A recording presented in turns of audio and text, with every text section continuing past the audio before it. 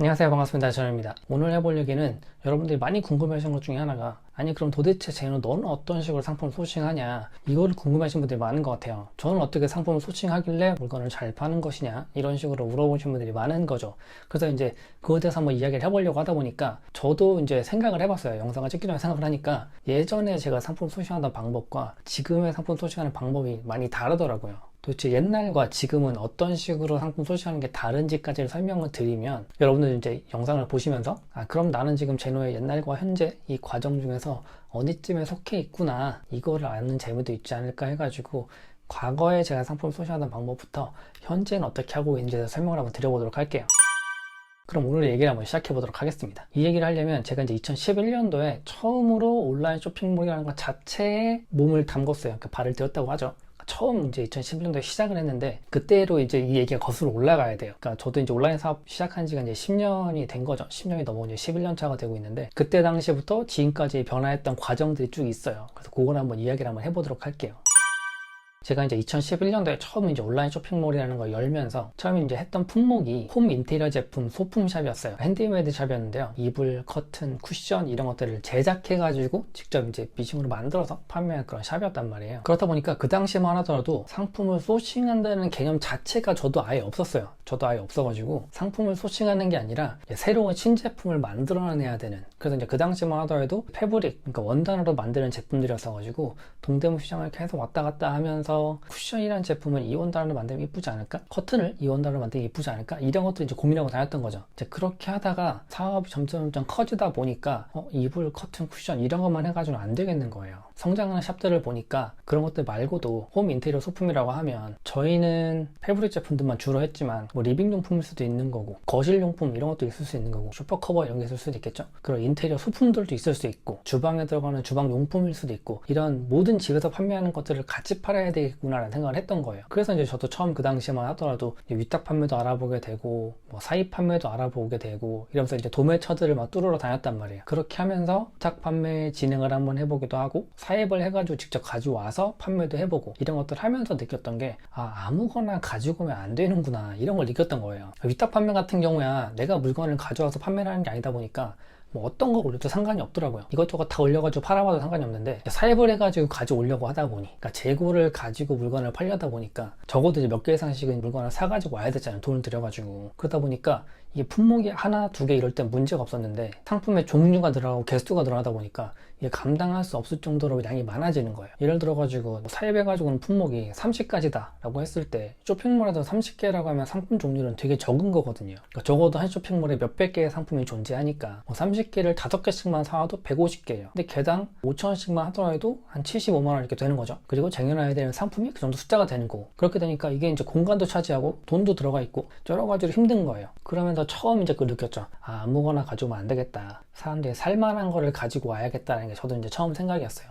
그렇게 해가지고 이제 상품들을 찾아서 운영을 하다가, 그러다가 이제 2015년, 2016년 초 이렇게 돼가지고 구매대행이라는 걸 알게 되고, 처음 구매대행 사업이라는 걸 시작하게 되면서, 그 당시만 하더라도 그래요. 어딘가에서 만들어져 있는 제품을 가져오는 거니까 위탁이나 사입 판매하는 방식과 비슷하게 사람들이 살만한 걸 가지고 와야 되겠구나라는 생각을 했던 거예요. 그러면서도 어떤 걸 사람들이 좋아할지 모른다는 게 머릿속에 자리가 잡힌 거죠. 왜냐하면 그 전에 했던 품목은 너무 이제 집에서만 사용되는 제품들로 한정이 되어 있었던 거예요. 주방에서 사용하는 거, 거실에서 사용하는 거, 방에서 사용하는 거, 욕실에서 사용하는 거, 이 정도로 딱 정해진 부분들만 상품을 소싱해서 팔았다면, 구매 대행을 하게 되니까 이거는 이제 집 안에서만 사용하는 게 아니라 집 밖에까지 영역이 넓어지잖아요. 그러다 보니까 제품의 종류가 너무 많아지는 거예요. 그래서 이제 그 당시부터 생각을 하면 한 4가지 정도로 제가 소싱법이 바뀌었던 것 같아요. 또 그거를 얘기 드리면, 첫 번째로는 처음에는 그냥 마구잡이로 아무거나 막 다 올렸어요. 뭐가 팔릴지도 모르고 어떤 사람들이 어떤 걸 좋아할지도 모르겠고, 아무것도 사전 지식이 없으니까 그냥 닥치는 대로 보이는 대로 눈에 다 올렸던 거예요. 그런 식으로 이제 막무가내식의 소싱을 한 거죠. 어떻게 보면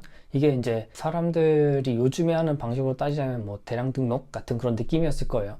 상품 자체를 하루에 몇십 개씩 등록을 했으니까, 수기로라도. 그러니까 그런 식으로 말도 안 되게 상품들을 막 가져와가지고 판매를 하기 시작했어요. 그랬더니 판매량 자체가 많지는 않은데 판매가 그래도 일어나긴 일어나요. 상품 숫자가 많아가지고 노출이 많아지니까 당연히 이제 판매가 되겠죠. 그런데 판매량 자체가 많지는 않은 거예요. 그래서 이제 두 번째 고민이 시작된 거죠. 아니 그러면 이렇게 상품 올려가지고 판매가 많이 안 될 거면 어떤 식으로 상품 올려야 될까? 그래서 고민하다 찾아낸 게, 아니 그러면 시중에 많이 팔고 있는 거 나도 한번 팔아보자. 이전에 이제 위탁이라는 걸 경험해봤기 때문에 위탁 판매 알잖아요. 도매 사이트 하는 거 보고서 이미지 퍼다가 올려놓고 판매되면 주문하는 그런 형식이잖아요. 어떻게 보면 구매 대행도 그 형식이 비슷한 거예요. 결국에는 내가 주문 받아서 뭐 해외에 있는 제품을 사가지고 보낸다. 과정에서 보자면 이게 한국과 외국이라고 나눠질 뿐이지 결국 뭐 진행하는 방식은 똑같은 거죠. 그래서 남들이 잘 팔고 있는 걸 한번 올려봤어요. 그랬더니 사람들이 많이 들어오기도 하고 판매량도 늘어나기 시작해요. 그런데 여기에 또 한 가지 단점이 있더라고요. 남들하고 똑같은 걸 판매하게 되면 뭐 요즘에는 경쟁 자체가 뭐 심해진다 이런 것들 때문에 가격 경쟁도 많이 하지만 그 당시만 하더라도 뭐 가격 경쟁이라는 측면보다 마진을 내 맘대로 붙일 수 없다는 불편함이 있더라고요. 그러니까 남들이 어쨌든 가격을 정해놓은 걸 내가 맞춰가지고 올리다 보니까 가격을 전 싸게는 절대 안 올리거든요. 동일한 가격 적어도 대신 좀 더 비싸게 올려가지고 판매를 하지. 그러다 보니까 그래도 마진이란 거에 폭이 너무 적은 거예요. 그러니까 사람들이 마진을 너무 조금 잡고 있어서 마진 폭이 너무 적으니까 이거 이대로는 안 되겠다. 상품 하나 팔아가지고 달랑 요만큼 나오면 내가 이 장사를 왜 하는 것인가 이런 생각이 들어서 세 번째로 넘어가는 거죠. 첫 번째에 아무거나 막 올렸다가 두 번째는 남들이 파는 거랑 올려보자 동일한 거 올렸다가 세 번째로 넘어가면서부터는 남들이 잘 팔고 있는 거에 비슷한 거를 찾아서 올리자. 가격대가 비슷하거나 아니면 뭐 제품의 퀄리티, 제품의 성능, 디자인 이런 걸 비슷한 걸 한번 찾아서 올려보자.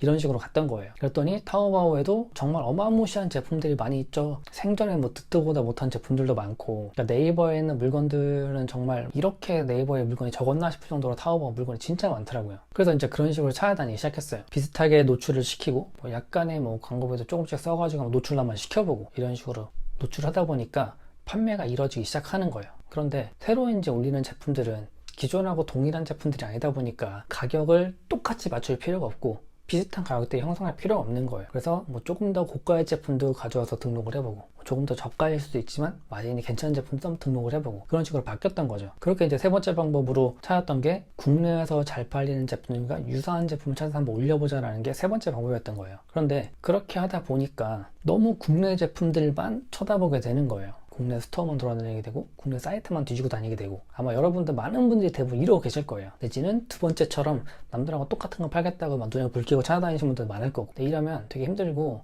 막 터져요. 막 눈알 빠질 것 같고 거기다 요즘에는 네이버가 카탈로그 시스템 이렇게 해가지고 더 막 미치는 사람들 많죠. 판매자들. 근데 그거에 벗어나기 위해서는 어쨌든 결국은 새로운 제품들을 발굴해가지고 가져와서 판매를 해야 되는 거죠. 그래서 이제 비슷한 제품들을 막 열심히 찾아가지고 오다 보니까 판매량은 늘어나는데 아예 새로운 제품들로 내가 판매를 만들어내고 브랜드화를 시키고 이런 욕심이 살짝 생겨가지고 중국에 있는 이름 없는 브랜드들을 찾아다니기 시작했어요. 그러면 오히려 브랜드 제품들 같은 경우에는 아무리 중국 브랜드라고 하더라도 저가를 살짝만 벗어나면 제품 퀄리티들이 상당히 괜찮아져요. 그래가지고 그런 제품들을 찾아다니기 시작했어요. 그러면서 이제 그때부터는 타오바오를 뒤지고 다니기 시작했거든요. 그 전까지는 네이버를 기반으로 상품 소싱을 했다면 물론 뭐 첫 번째는 아니었지만 두 번째, 세 번째 같은 경우에는 뭐 네이버에 판매하는 거 동일한 거, 이 제품과 비슷한 제품들 이런 식으로 네이버를 보고 타오바오를 뒤져서 상품 소싱했다면 그 다음 단계에서는 타오바오만 보고 상품 소싱한 단계가 됐던 거예요.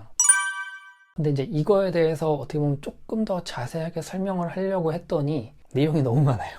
내용이 너무 많아가지고 이거에 대해서는 따로 영상을 찍어가지고 다음에 제가 한번 얘기를 해드려야 될 것 같아요. 어쨌든 그래서 이제 타오바오를 뒤지고 다니게 됐던 거예요. 타오바오를 뒤지다 보니까 뭐 중국의 브랜드 제품들이 많아지고 그 브랜드 이름을 가져와가지고 판매를 하게 됐던 거예요. 그렇게 되니까 오히려 남들하고 경쟁도 좀 안 하게 되고 남들이 나중에 똑같은 걸 뭐 찾아가지고 팔 수 있을지언정 그런데 나는 이미 그 제품을 많이 팔고 있었잖아요. 이미 예전부터. 그러다 보면 아무래도 뭐 판매자랑도 살짝 딜을 할 수 있고 뭐 싸게 사가지고 온다 이런 게 있을 수가 있는 거예요. 알리페이로 뭐 다시 페이백을 받는다던가 아니면 아예 할인된 가격에 계속 제품을 구매할 수 있다던가 이런 것들이 생겨나기 시작하니까 그때부터 뭐 판매량적인 측면이나 마진적인 측면이 확 올라가더라고요. 그래서 저도 처음에는 그냥 아무거나 막 올렸었어요. 닥치는 대로 막 정말 그야말로 대량 등록처럼 하루에 막 20개씩 올렸다라고 하면 한 달에 막 500개, 600개 되니까 상품을 그렇게 미친 듯이 올리다가 조금 멀리 써서 생각한 게 똑같은 거 올려보자. 그런데 이제 대부분 지금 여러분들 그러고 계실 거고 그 다음이 똑같은 거 말고 그거랑 차라리 비슷한 걸 올려가지고 같이 판매를 한번 해보자 라고 갔다가 그 다음에는 아예 타오바오를 보고 소싱하게 됐던 이 과정들을 겪어가지고 지금도 타오바오를 보고 상품을 소싱해요. 그래서 여러분들은 이제 종국에는 타오바오에서 상품을 소싱하고 판매하시게 될 텐데, 그러면 어떻게 너는 타오바오에서만 소싱을 하게 되었느냐, 이거를 제가 다음 시간에 영상에서 조금 더 자세하게 풀어서 설명을 해드릴게요. 이거 제가 예전에 올렸던 영상들 보면 약간의 겹치는 내용들이 좀 있어요. 약간의 겹치는 내용들이 있어가지고 예전 영상들을 다 찾아보신 분들은 조금 아실 수도 있어요. 그런데 이게 저는 굉장히 도움을 많이 받았던 방법이고, 여러분들도 이걸 따라서 하시면 도움이 꽤 많이 되지 않을까 싶어가지고 다음은 이제 그 방법에 대해서 한번 이야기를 한번 해보도록 할게요. 여러분들도 한번 지금 내가 어떤 단계에 있는지 한번 알아보시고, 그 단계를 벗어나서 다음 단계는 어떤 거구나 라는 걸 알게 되시면 그 단계도 한번 진행을 해보시고, 그리고 제가 다음에 올려드릴 영상에서 힌트를 얻으셔가지고 판매량적인 측면이나 마진적인 측면에서 제가 사용했던 방법들을 사용하셔가지고 도움을 좀 받을 수 있으셨으면 좋겠습니다. 그럼 오늘 영상에서 마치도록 하고요.